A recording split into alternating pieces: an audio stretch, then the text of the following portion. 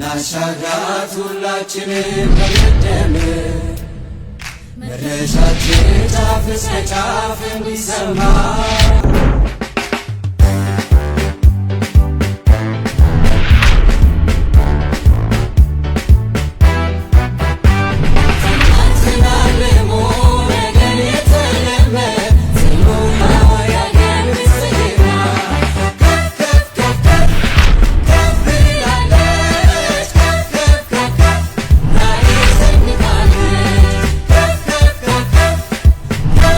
የሀላላ ዞን ሕዝብ ሰላም ለልማትና ዲሞክራሲያዊ ስርዓት ግንባታ ያለውን የማይናወጥ አቋም በዚህ ታሪካዊ ምርጫ ወቅት ዳግም ያረጋግጣል።